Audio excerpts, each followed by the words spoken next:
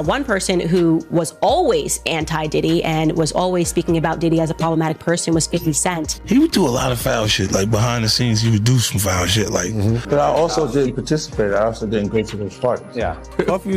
On the third day of the trial, multiple witnesses attested that Diddy completely collapsed after 50 Cent publicly declared his support for Cassie. What transpired next left everyone in the courtroom stunned and had the potential to turn the entire case upside down. When Diddy saw 50 Cent enter the courtroom, his entire facade crumbled, his eyes widening, his jaw tightening, his fingers visibly quivering beneath the table. Fifth, when you continuously call Puff gay, does that affect your relationships in Hollywood? I don't call him gay. I said, Let me read it, Fifth. Oh my God. Sorry I can no longer help you guys. Soon you will all be gay and happy. You are all now left under leadership of Puffy Daddy. Report to the nearest rainbow. Dinner Thieves in theaters January. Oh, that's why he says things. He doesn't even know what he's saying is like fruity. You know what I'm saying? Like, he says something fabulous and he goes, yo, but me and you, we ain't party. Like, we need to party. What is he talking about? Incident is going on. When people say that to me, I get a little uncomfortable. I get uncomfortable. Like, he said something to me one time, a long time ago. At Chris Lighty's wedding, he told me he'd take me shopping. I looked at him like, what'd you just say? Let me move, man, before I do something. You're gonna make me mess up the wedding. Oh, that's a nice gesture. Let me get out of no, dude, take me. That's what a guy says to him. For 30 years, the world watched Diddy glide effortlessly through fame. With his smooth charm, polished smile, and an aura of control, he built a public image few could match. From red carpets to crisis interviews, he always seemed unshaken. In 2017, when asked about questionable payments to ex-employees, he deflected with grace. In 2012, after a failed restaurant venture, he arrived at the closing party as if everything had gone exactly to plan. That was classic Diddy, always composed, always in charge. Behind the scenes, however, the reality was very different. Former staff described two versions of him, the public icon and the private tyrant. One ex-employee recalled him smashing phones when things didn't go his way. But these stories rarely surfaced because no one with influence dared speak out. Diddy's image was tightly managed. He kept a 12-person team focused solely on controlling his public appearance. Every gesture and response was rehearsed. A media coach even simulated surprise questions to test his reactions. Nothing was left to chance. Still, the cracks began to show. Just before the trial, photographers captured him snapping at a fan outside his lawyer's office. At a pre-trial press conference, he gripped the podium so hard his knuckles turned. Small moments, but for someone so image-conscious, they were revealing. Then came day 3 of the trial. Witnesses saw him unravel. He shook visibly at the defense table and interrupted his attorney repeatedly until the judge intervened. During testimony, he suddenly shouted in court, prompting a direct warning from the judge. And just when it seemed he might regain control, the courtroom doors opened. In walked the last person he expected, 50 Cent. Witnesses say Diddy's face drained of all color. His mask had fully... Do it, right? Yeah. I know you've been heavy on social media talking about it. He did it. And I'm the only one who's been vocal about this long before it actually... But I also didn't participate. I also didn't go to those parties. Yeah. So a lot of the celebrity culture that you don't hear saying anything is because they participated. Was there a reason you never went to those parties back in the day? I'm just not with all that flicky shit. Like all of the stuff that he's doing, I'm not into that type of stuff. I'm just a little more, maybe you could say basic or normal. And it turns out that it's just been announced that he's created a docu-series on Netflix. I can't wait to see this. The other end of that, every person who has tried to speak out about this, who has tried to speak out about the industry, the type of people that are controlling the industry, the attacks that people face from the media if they try to speak out, is always the same. They're called crazy. And an example of one such individual who went through those sorts of attacks is the actor Orlando Brown. He was on Disney, and I remember everyone telling us that he was totally insane and deranged when he was saying a lot of things that at the time sounded crazy, particularly about Diddy. Take a listen.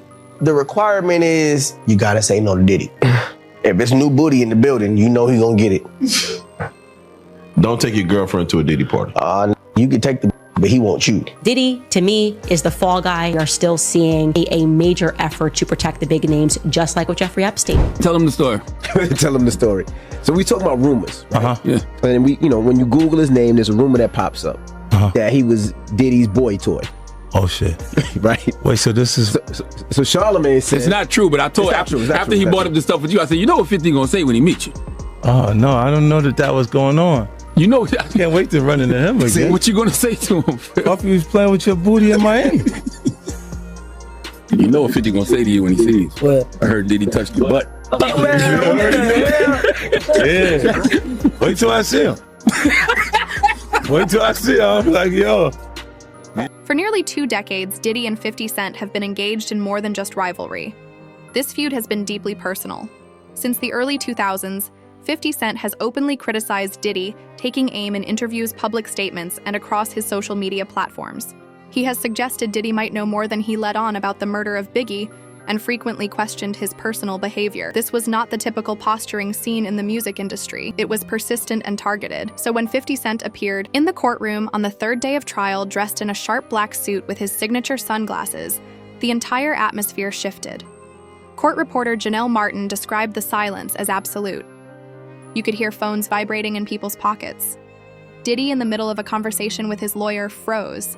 His head snapped up, and witnesses said his face moved from confusion to disbelief to what many described as real fear. Few people expected 50 Cent to show up in person.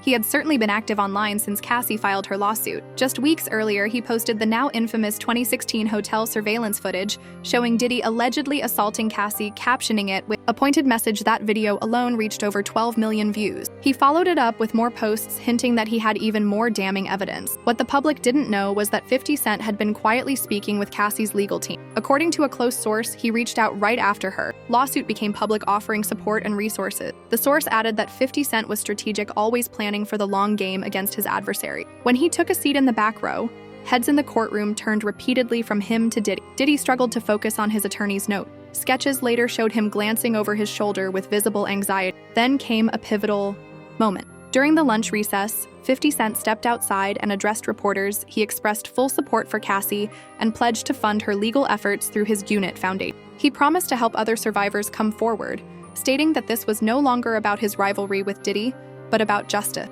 When this statement reached Diddy, his reaction was he slammed his fist on the defense table, knocking over his water glass. Just then, prosecutors announced new evidence they claimed would prove Diddy had committed perjury. The courtroom braced for what was next. Do a lot of foul shit, like behind the scenes. He would do some foul shit, like hating on, like doing things with people I'd done business with. That he done business with. He would say shit that I was like, he said that to you, right? I was like, yeah, it's all right.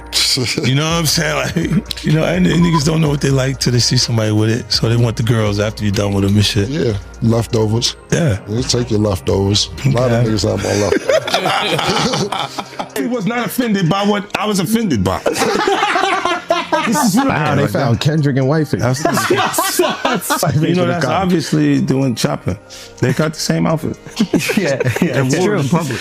Yeah, that's a nice shirt. That's a nice shirt. All right, so when he said the shopping line, in real life, what did you say? I said, let me get away from him. Because it was like, he was like, yo, you hot now. Now we gotta hang out now. Like, you know, like hang out. Yeah. He said, I don't know, maybe I take you shopping and I get you some flash and you can give me the hood shit. And I was looking and I was like, let me just move away from him because I'm gonna mess up the wedding. I always say to myself, like, it was someone's wedding? It was Chris Lighty's wedding. He was in Miami. Nori's there. Nori knows this because I looked at him like, yo. The courtroom was already thick with tension after 50 Cent's shocking appearance. But what followed next elevated the drama to an entirely new level. You could feel the anticipation radiating through the room, a hush of collective suspense as everyone waited for what was coming. The prosecution, visibly confident, seemed poised to deliver a game-changing moment. Your Honor, we wish to present evidence item 47B, the lead prosecutor announced. Diddy's defense team immediately reacted with confusion. According to a source inside the courtroom, his lead attorney quickly objected, saying, Your Honor, we have not received any item labeled 47B in discovery. That objection signaled to everyone that something major was unfolding. Judge Harmon called both legal teams to the bench. For nearly 5 minutes, they huddled in an intense sidebar while Diddy sat alone at the defense table, repeatedly looking back at 50 Cent, who remained still in his seat. A courtroom sketch artist later noted that Diddy was cracking his knuckles, one at a time, a nervous habit she had only observed during his most stressful moments. When the attorneys returned to their tables, Diddy's lawyer looked deflated. The judge turned to the jury and announced that the court would allow the new evidence explaining it had been obtained only the day before. The lights dimmed and a video appeared on the screens. It was security footage from Diddy's Miami estate, dated April 2018. Though there was no audio, the visuals were clear. Diddy could be seen confronting Cassie in a hallway, shouting and gesturing, eventually forcing her against a wall. Like all these years, you being the only one calling this out. No, I look like I've been the crazy guy for a long time. They said you're a hater. They said you're crazy. You do this, yeah. And now everybody's complaining. My ass is hurting. There's all this shit that's coming. 50, you can't make jokes about it. No. The internet might come for you, bro. All I'm saying it might come from you. You see it now. All of these complaints. People were damn, they were and pillaged. This was what was going on. Right? And what do I get for I went through years of a hater. You're a hater. You want this and that. I'm just watching. Like, I look at things and go, when you see the new lawsuit coming with Jay, the part with Jay, I go, oh, shoot. Like, then I think about it, I go, that had to be there. So when I was saying that he was missing, he just wasn't actively being out there because they was dealing with that. Wait, do you think there's truth to the Jay thing? There's no way. Like that, look, you know, so like if you say, I have this thing where I'm conflicted when it takes you 20 years to remember something happened to you. Yeah. Okay. I don't know. I go, oh, so 10 years, 20 years later, it comes back. And it's like all of the Puff's problems are coming from the ministers touching little boys. What you mean?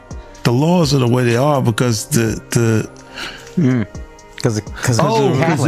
the priests. The priests touching little boys. Oh. They surrounded him with a bubble of protection since Diddy was so untouchable in Hollywood, and no one dared jeopardize their career by criticizing him.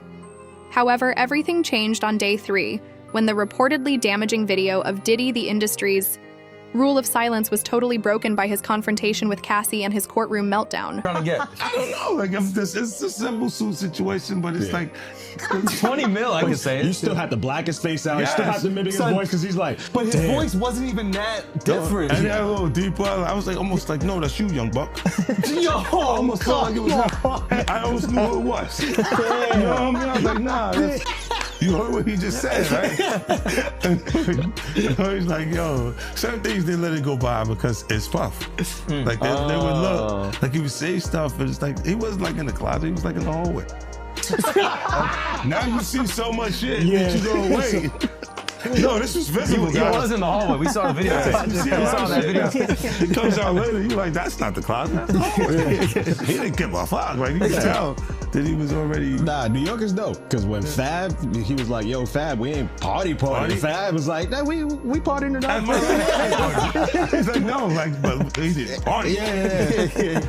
And I'm like, yo, they let that one go. Like, I had to say something about it later because I was like, oh, it was fair. What should have been an easy victory for Diddy was turned into a public reckoning that is becoming more severe by the day, due to this stunning change in power dynamics. This case is no longer simply about Diddy.